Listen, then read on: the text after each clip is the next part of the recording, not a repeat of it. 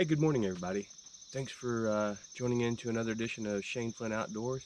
Hey, before I forget to tell you, if you love this channel, or if you're just tuning in this channel and want some great fishing action, hit the old subscribe button down at the bottom, the bell at the bottom corner, and you'll get a notification every time we get a new video out.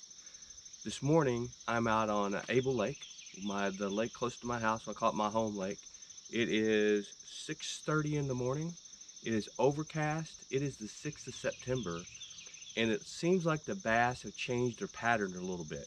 So the water temperature is 77.2 degrees. And earlier this week, when I was out on hunting run, I was out fishing on the deep points in the summer pattern for bass and couldn't catch didn't catch many bass at all. And then when I went back up into the back of the coves and the wind started blowing, I started catching fish.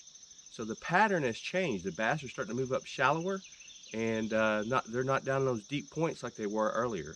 So today I'm out here early. I'm going to try to target these bass. Hopefully they're in that shallow pattern, and we'll see if we can catch one. Good chance we can catch a big one today. This is a very hard lake to fish. A lot of times people they get skunked out here, but you got to learn this lake and know where the fish are. Hey, maybe today we do well, maybe we don't. Stay tuned and we'll see.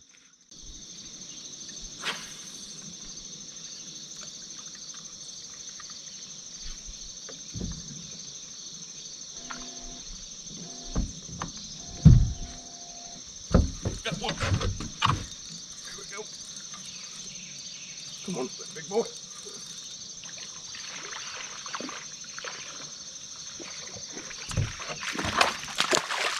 All right, first bass of the day. Nice little 12-incher. See all the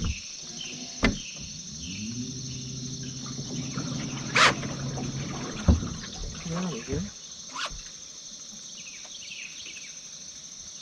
Real fat, real fat little bass there, sitting up there in the shallow, right around the sticks. I mean, that is just a chunker. Got my little gill there, and he is 13 inches. Nice fat little bass to get started this morning. So, caught him on a sluggo. I mean, it's not a sluggo, Cinco, wacky worm. Go get him, big guy. So caught him right up there on the shallow sticks. So been show you what I caught him on here.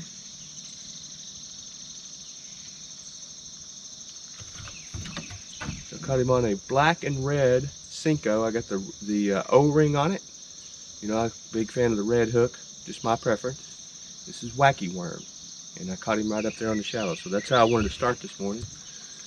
See if we can get another one.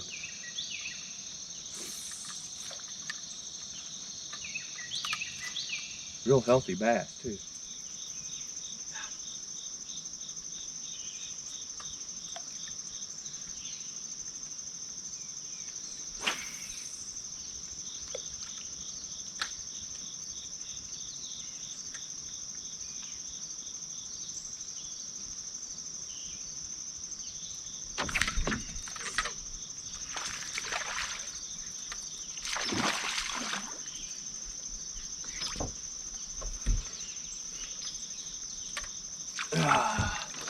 He's a little guy, but a keeper. He wanted that sluggo or Cinco. Held it. Let me get the hook there, everybody. Yeah. Another little fat guy. Another little 12-incher. I think we're going to get some bigger fish today. We're going to keep on going at it. They're pretty aggressive. We'll let him go. Nice little bass.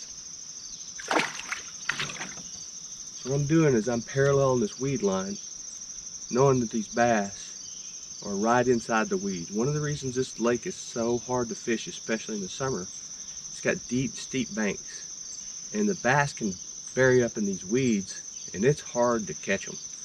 But when they're biting, they come out on the edge of the weed lines and attack, bait fish, etc.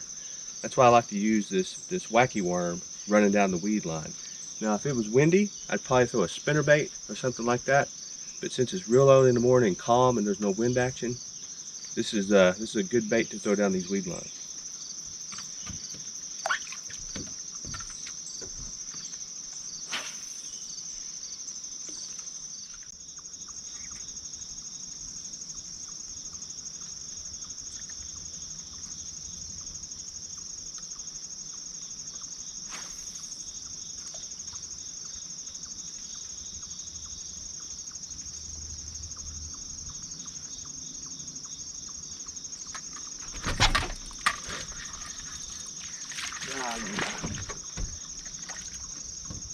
Another little guy, but he's a bass. Just a little fella. He's a big pot belly too for a little guy.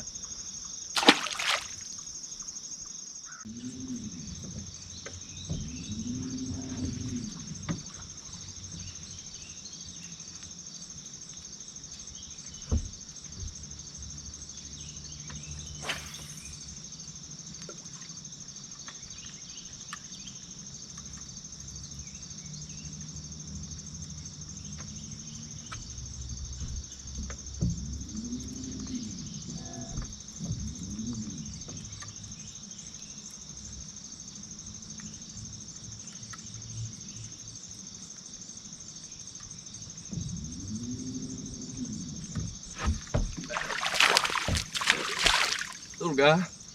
There's a little guy. Hold on. Just a little fella.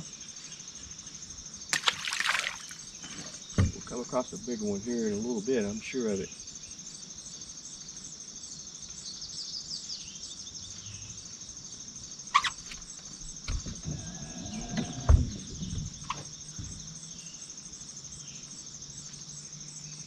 So something I didn't mention to you guys is what am I fishing this Cinco on? My preference for fishing a wacky worm Cinco is about a 14, this is 15-pound Yozuri copolymer line on a medium heavy action rod, spinning rod. I prefer that. I fished it with a bait casting reel. I just kind of prefer the spinning when I'm fishing wacky worm. It's just personal preference. Different people would fish it different ways. That's my preference. Either way works.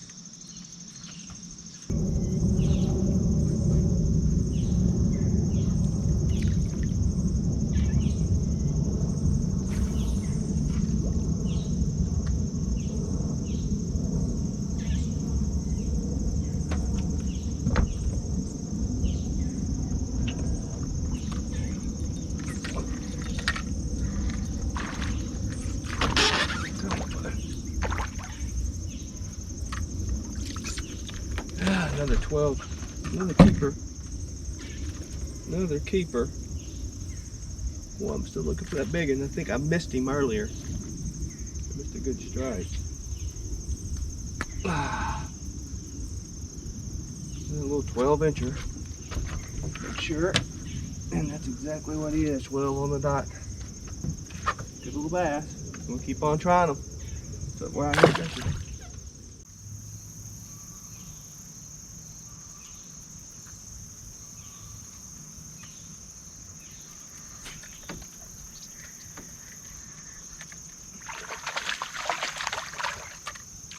Another little guy.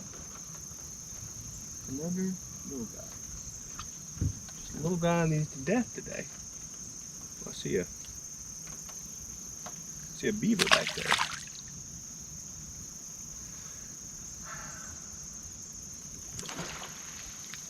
That sound was a beaver.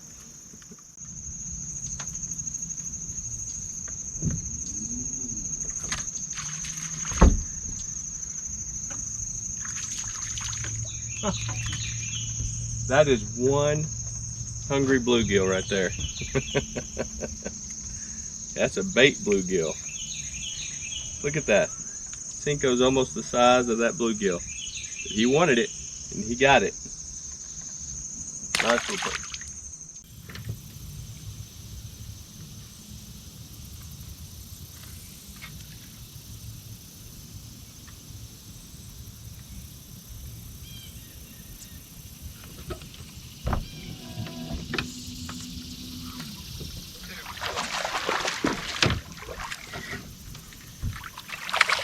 All right, there's about 1.5 pounds.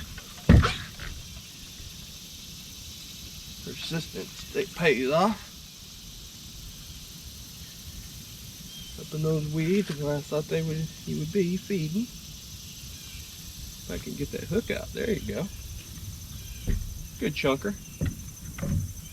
Biggest bass of the day, you know. But you know, persistence pays off. We'll catch some fish if we stay persistent. So, a 14-incher, 15-incher. Let's just check.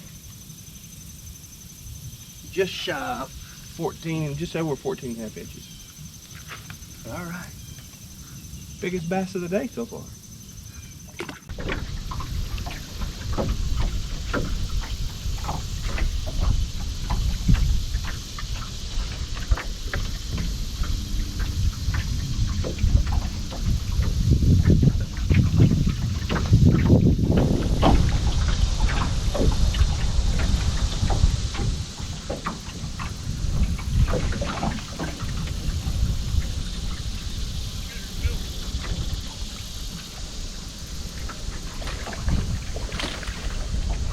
All right, got another bass. I always count on one on the spillway. He's about a 13-incher. 12.5. Right here on the spillway. Another good little bass. Just staying persistent on the Senko.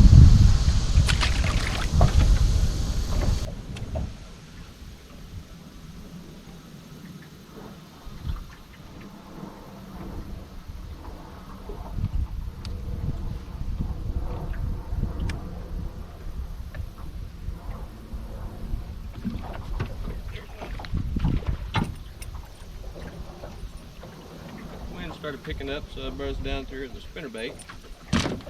Picked up a small. He's one of the spinnerbait. I'm trying to get him out of the boat. Just a little guy. But let's see if we can pick something up with the wind blowing.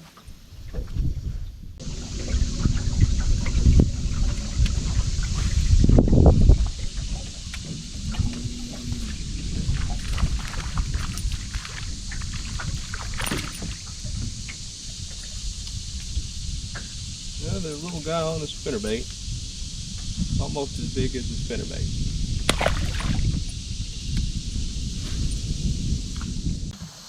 That's going to be a day for it out here on Abel Lake. It was a very tough morning. You know, I fished about 4.5 hours. I caught quite a few fish, but I caught a lot of small bass. Probably caught 10 to 15 small bass. A couple of indicators. Early I caught a few real quick, but all the fish were in the weeds, right on the weeds. And if you were a foot away from the weeds, you weren't getting a bite. You had to be right on the weeds. So last night we had a front move through, and I'm gonna guess the wind started blowing out northeast today. I'm not guessing, I know it did, which is not the best wind to be out here fishing. I did catch a few bass on the spinnerbait there when the wind did pick up. But you know, it was tight, it was hard fishing. I've said this before on this lake. It's a very tough lake to fish. I've caught a lot of big bass on this lake. But when it's a tough weather day, it makes it hard. But hey, I got out here and I caught 10, 12 bass, 12, I don't know, quite a few small bass. Some are only that big. But I enjoyed being out here. Yesterday would have been the better day with that front moving through and it's really overcast, but I was doing something more important yesterday. I was spending time with family, seeing my new grandson, my 5th grandchild, Lucas. Congratulations, Ryan and Michelle, on such a beautiful addition to your family. But you know, every day you can't come out and catch big bass or a limit of a nice bass. You got to come out here and tough it out, and that's what we did today.